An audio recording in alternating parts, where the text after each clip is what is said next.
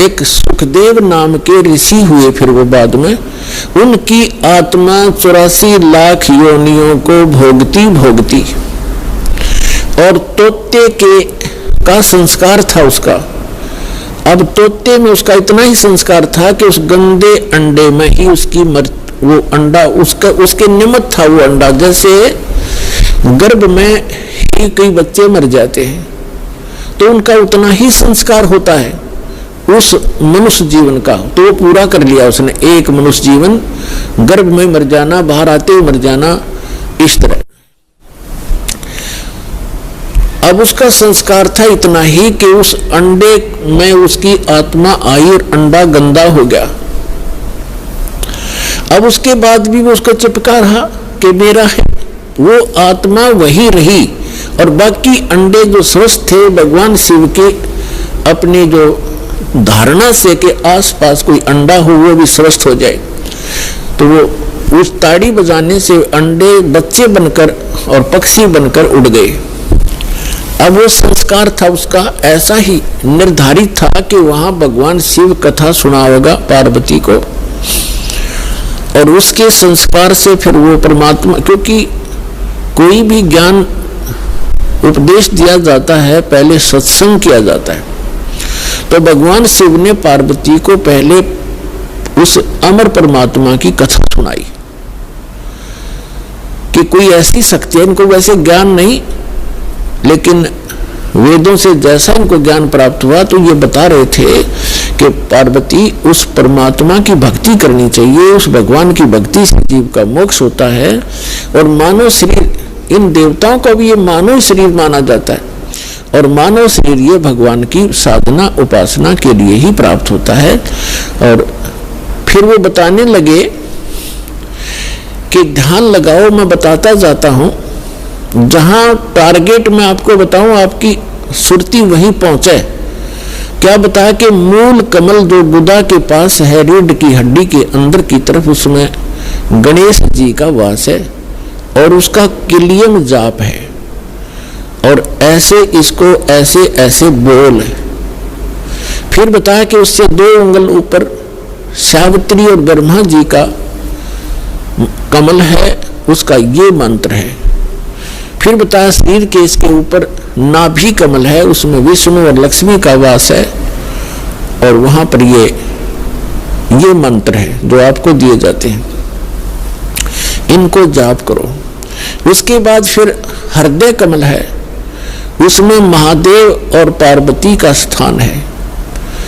अपने आत्मा ये लीला आपको बहुत देर से समझना होगा। ये ज्ञान आपको पहले भी बताया है कि ये काल क्या लीला करता है। ये एक ब्रह्मांड के सर्वोपरि शिखर में, चोटी में, वहां 3 स्थान बनाकर रहता है, और वहां 3 ही रूप धारण कर लेता है, और वहां इस दुर्गा के ये 3 ही रूप बनाकर अपने साथ रखता है। जैसे एक रजोगुण प्रधान नक्षत्र है, उसमें स्वयं ये चतुर्मुखी रूप धारण करके और लक्ष्मी को पार्वती रूप बना, सावित्री रूप बनाकर अपने साथ रखता है।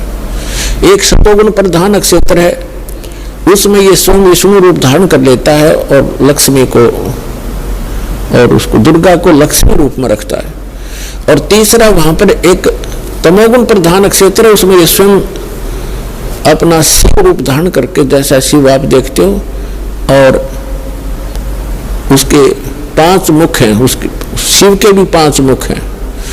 वहां पर जब ये बनाता है वो 2-1 भी रख लेता है, ऐसा इसकी लीला। तो वहां 10-10 भी मुख बना सकता है ये, वहां 10-1000 तक ये मुख बना सकता है ये काल।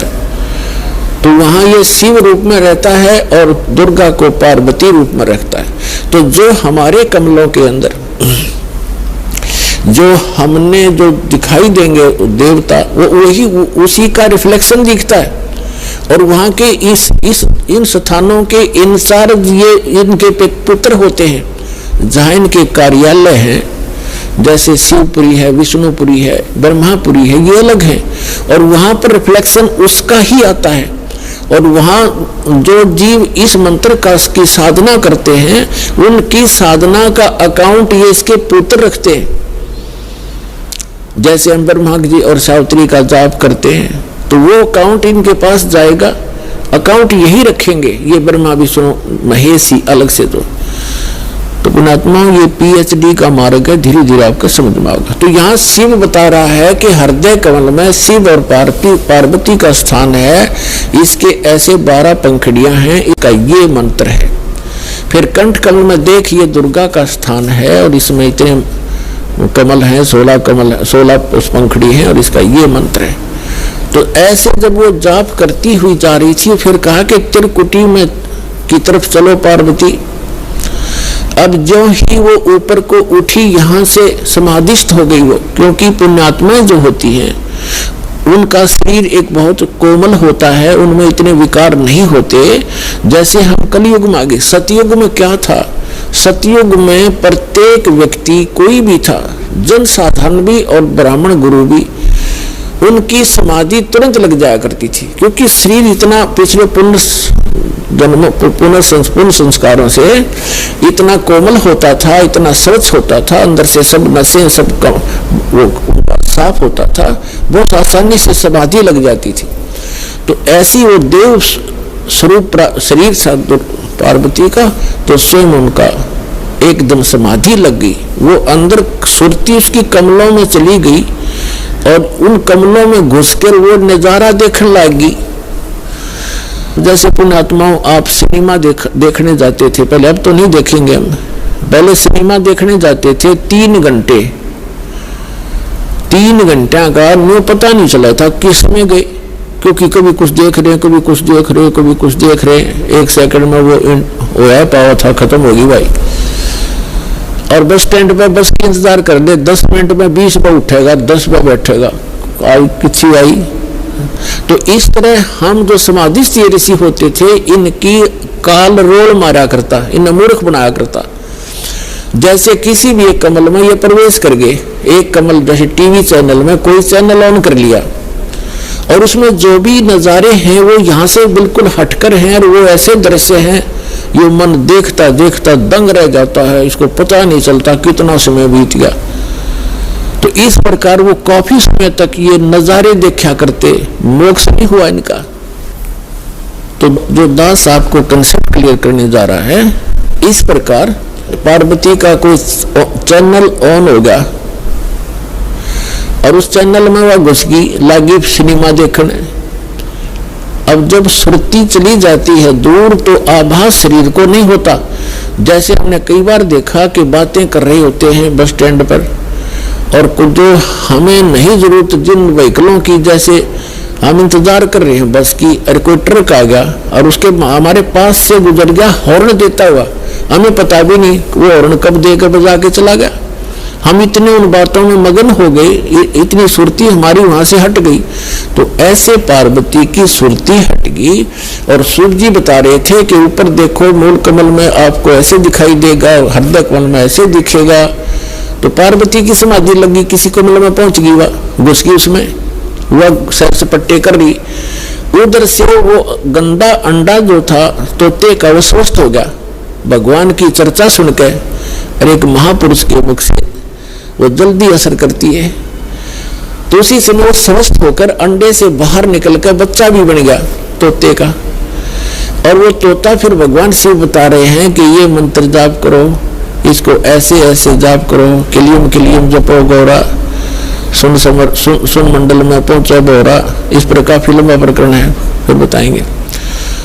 और ऐसे हरियम हरियम जपो, तो सारा बता रहा था। तो वो बता रहा था, पहले तो पार्वती कह रही थी ऐसा ऐसा है, हाँ जी हाँ जी।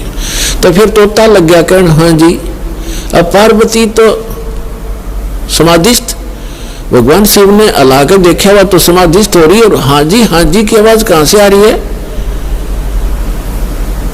तो जब उसने देखा कि अवश्य यहाँ कोई व्यक्ति है, इधर उधर देखा तो तोते ने सोचा भी शिव जी पकड़ेगा, तेरी टिटवी दाबेगा। अब वो उड़ लिया, तोता वहां से उड़ लिया फर्र दे ही करके। अब शिव जी ने देखा कि इसने मेरा मंत्र प्राप्त कर लिया। तोता बड़ा बदमाश होता है, ये किताब बोल रहा इसने। और ये ऐसे बताने से किसी व्यक्ति के हाथ लग गया, जैसे ये राक्षस क्यों बन गए, जो साधना करते थे मर्यादा तोड़ गए, स्वीकार करने लगे, और उस भक्ति की से उसमें सिद्धियां उतनी ही आ गई जो देवताओं में थी, लेकिन उनके कर्म बिगड़ गए, तो वो बराबर की शक्ति युक्त हो गए, दुखदायी एलिमेंट बन गए। इसलिए इन मंत्रों को अभी तक हम गुप्त रखते हैं कि एक आम जो बगैर किसी अधिकारी के इसको दिया नहीं जा सकता, यह हानि कर सकता है, फिर आम समाज के लिए भी दुखदायी बन जाता है। तो ये कारण था कि जनसाधारण कहते हैं भाई ये मंत्रों को तुम्हारे गुरुजी गुप्त क्यों रखते हैं। अब उनको क्या पता, जगत को भगत की मर्यादाओं का ज्ञान नहीं होता, तो सार्वजनिक क्यों नहीं करते, वो सबको क्यों नहीं बताते। कोई बात है, अब आपके पास 20 लाख रुपये है तो बांट देना सबको, खड़ा हुआ गली में बांट दे, 10-10 रुपये, 100-100, 500, 1000-1000, जब तक कहेगा कौन से बेटे ने ठीक ठाक रखे, खराब ना कर दे। तो ये एक अनमोल धन है, ऐसे नहीं बांटा जाता।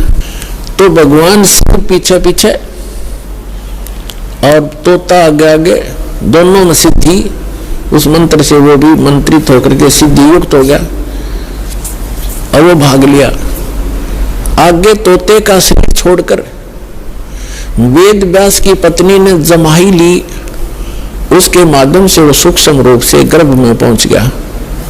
और जब उनका मिलन हुआ पति पत्नी का, तो उस समय उसने बॉडी धारण कर ली वेद व्यास और उसकी पत्नी से, और गर्भ में रहा। तो भगवान शिव आए पीछे पीछे और कहा कि पार्वती, वो व्यास की पत्नी, तेरे पेट में मेरे ज्ञान का चोर है, मैं इसने मारूंगा।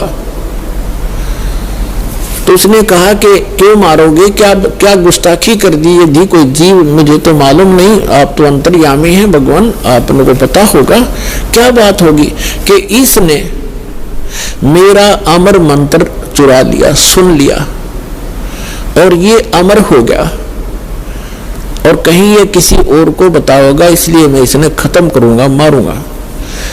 तो व्यास की पत्नी कहने लगी, बोले नाथ, एक तरफ तो आप कहते हो ये अमर हो गया, अमर हो गया तो आप मारोगे कैसे इसको।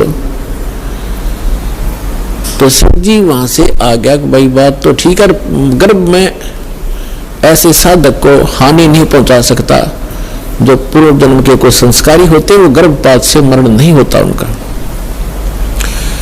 और फिर व्यास जी और उसकी पत्नी भी साधक थे, तो साधक को कोई भी देव जो हानि नहीं पहुंचा सकता। तो भगवान शिव वापस आ गया।